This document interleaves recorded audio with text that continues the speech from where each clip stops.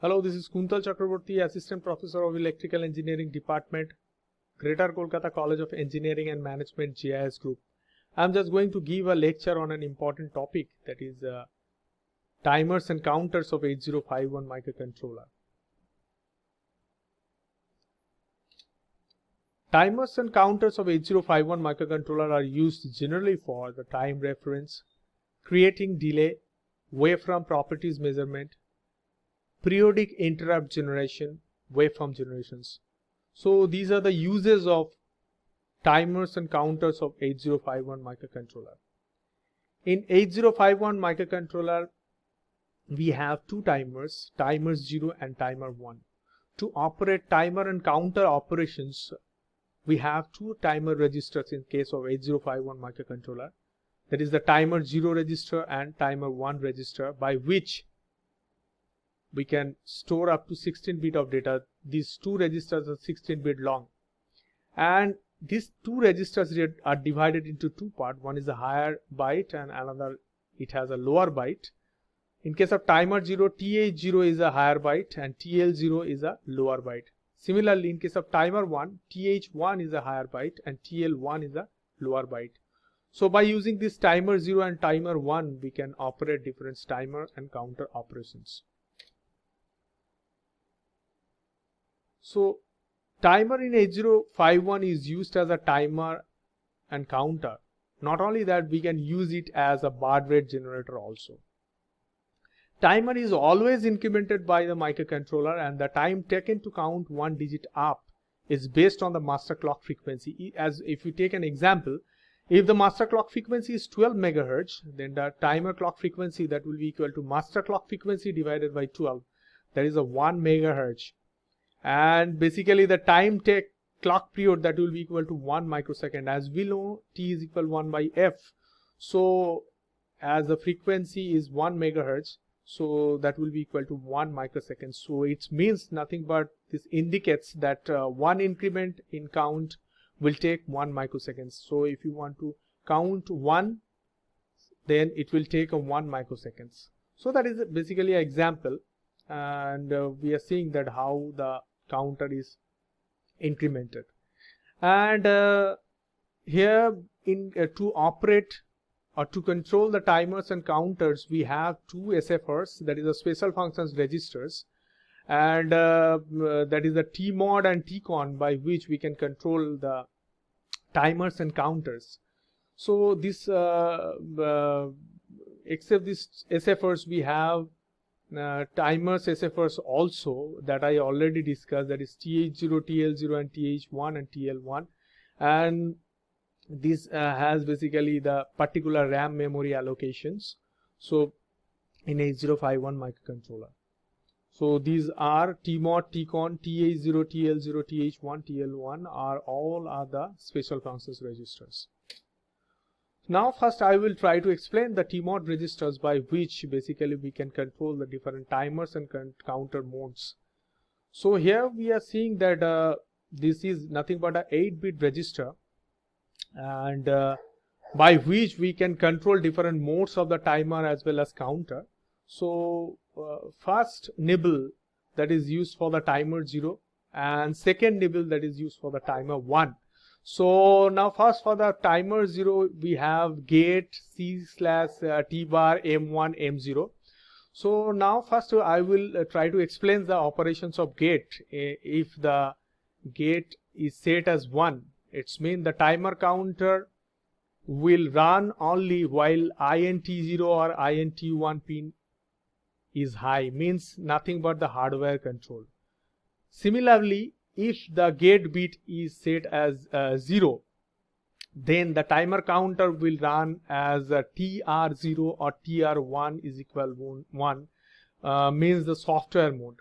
So by selecting the bit of gate as 1, we can select it as a hardware operations, as well as by selecting the gate as 0, the software operations that can be made for timer 0 as well as for timer 1.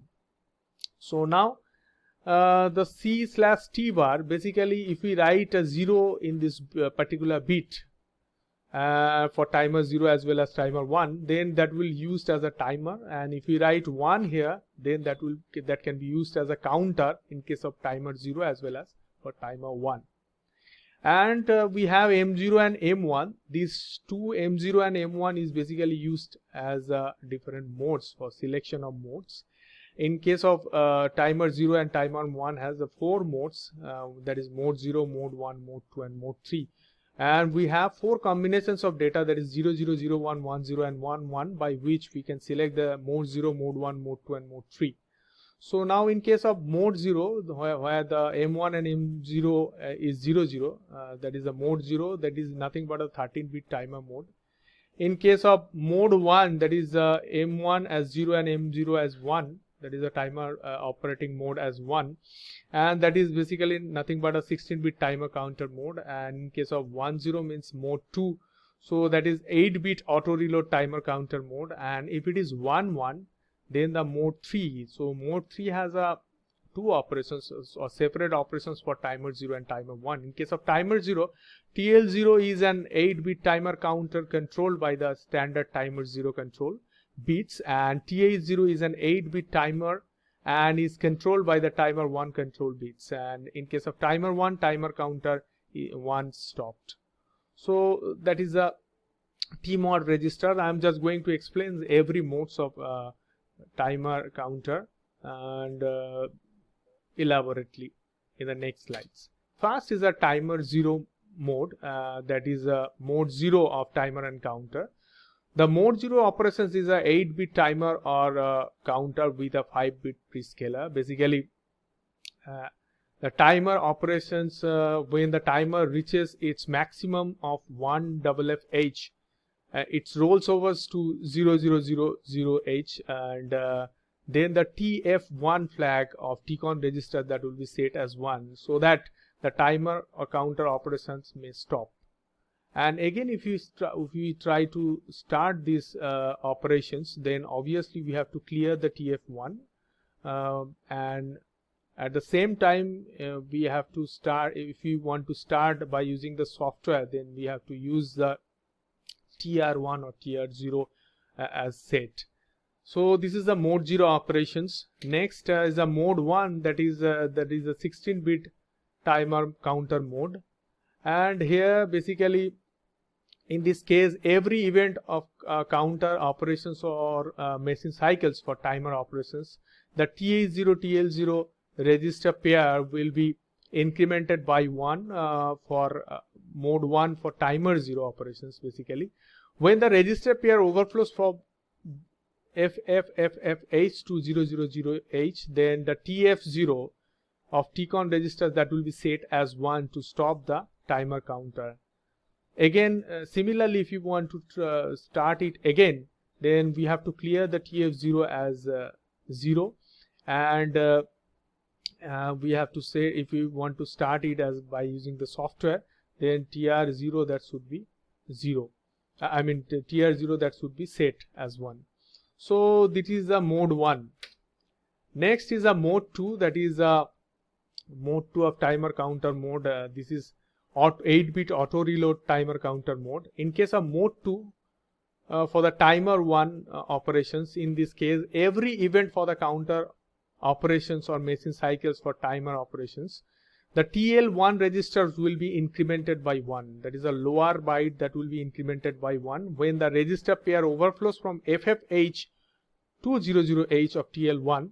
Then the TF1 of TCON register that will be set as 1, and means the counter operations or that is completed, timer counter operations is completed. At the same time, a TL1 will reloaded with a counter of TH1, means the data of counter that will be stored in TL1 and TH1, and that will be automatically reloaded into TL1. So that is the operations of mode 2. Next is a mode 3 operations. Mode 3 operation is basically different operations for the mode, timer 0 and timer 1. In case of mode 3 operations, we will first try to understand the timer 0 operations. When the timer 0 is working as mode 3, the TL0 will be used as an 8-bit timer or counter, and it will be controlled by the standard timer 0 control bits, that is T0 and INT0 inputs. And the T0 is used as an 8-bit timer but not the counter. This is controlled by the timer 1 control bit, that is the TR1. When the TH0 overflows from FFH to 00H, at the same time TF1, that will be set as 1 to stop the counter or timer. When the timer 1 is working in mode 3, now this is for the timer 1, it simply holds a count but does not run. When the timer 0 is in mode 3, the timer 1 is configured in one of the mode, that is 0, mode 1 or mode 2. In this case, the timer 1 cannot interrupt the microcontroller. When the TF1 is used by the TH0 timer, the timer 1 is used as a baud rate generator. So that is the difference in case of timer 0 and timer 1 in case of mode 3. So these are the modes of timer counter of 8051 microcontroller, and that can be controlled by the T mode registers. So next I am just going to explain the TCON registers, by which we can stop the timer, as well as we have different part of this basically timer, this TCON registers, that is the timer counter control register. It is basically a 8-bit registers, and here we have IT0, IE0, IT1, IE1, TR0, TF0, TR1, TF1. So I am just going to explain every bit of this register. First, in case of TF1, the timer 1 overflow flag set by the hardware when the timer counter 1 overflows. When every time the timer counter overflows, at that time that will be set as 1 for the in case of timer 1. So means its timer counter operation is basically completed. So next time if you want to start it again, then we have to clear the TF1 as 0, and TR1, if you use to start the timer 1, then we have to set it as 1. Basically timer 1 run control bits set or clear by the software to run timer counter on as well as off. If you want to stop it, then we have to write TR1 as 0. Similarly, in case of TF0, that is similar to TF1, in case of timer 0 overflow flag basically set by the hardware when the timer counter 0 overflows basically. So it will be set as 1. If you want to start it again, then we have to clear the bit as 0. Now TR0, that is similar as TR1, basically timer 0 run control bit, that is set clear by the software to run the timer counter 0 to on as well as off. If you want to start the timer 0, then we have to write it as 1. If you want to stop this timer 0, then we have to write it as 0. And next is the IE1, that is the external interrupt 1 edge flag set by the hardware when the external interrupt edge is detected, and clear by the hardware when the interrupt is processed. So basically whenever any interrupt occurred through external interrupt 1, so that will be set as 1, and when the hardware when the interrupt is processed, at that time the IE1 that will be cleared as 0, and that is obviously controlled by the hardware. And the IT1, that is the interrupt 1 type control bit, that is set clear by the software to specify falling edge flow level triggered external interrupt. That is for the use for the timer, so that is used as a software also. And next is a IE0, that is external interrupt 0, that is same as the IE1, and that is set by the hardware when the external interrupt is detected. When the interrupt occurred, then IE0 that will be set as 1. When it is processed, so it will set as 0, and that is totally controlled by the hardware. And IT0, that is the interrupt 0 type control bit, set clear by the software to specify falling edge low level triggered external interrupt. So TCON register is very, very important to control the timer as well as counter.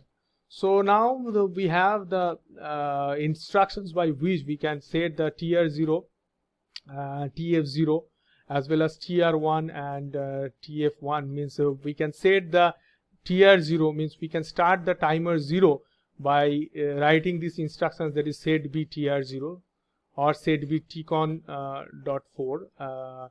Similarly, we can stop the timer 0 by writing clear tr0 or clear tcon .4.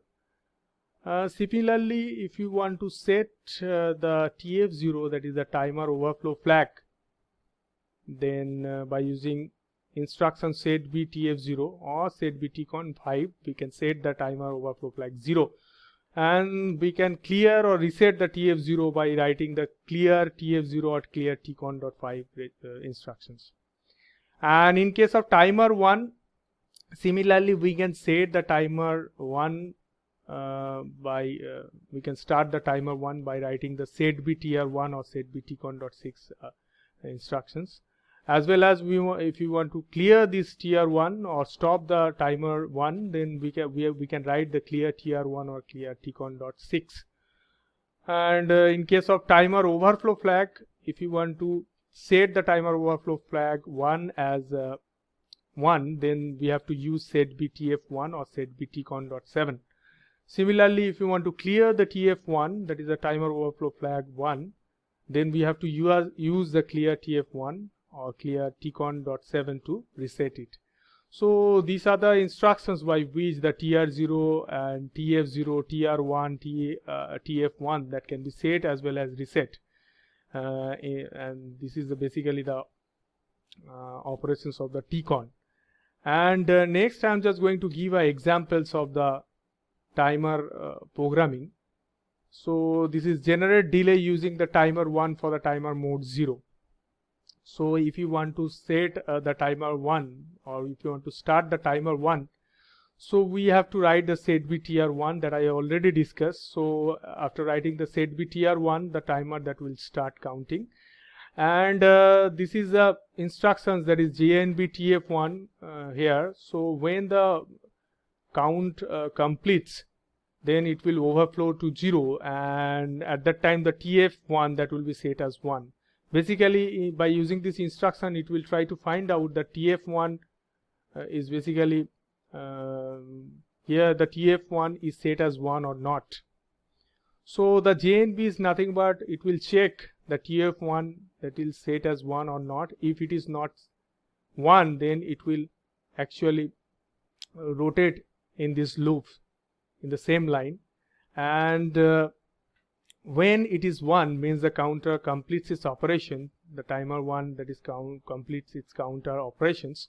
So then it will clear the timer 1, and again it will clear the tf1, that is the timer overflow flag, and again it will return. Means this is a delay program by which we can create a delay in case of timer 1 and timer mode 0. So thank you. I already discussed the different operations of timer and counter, and I already discussed two SFRs of timers, tmod and tcon resistance and its operations, and different instructions to set the timer as well as timer overflow flags and different interrupts. So thank you.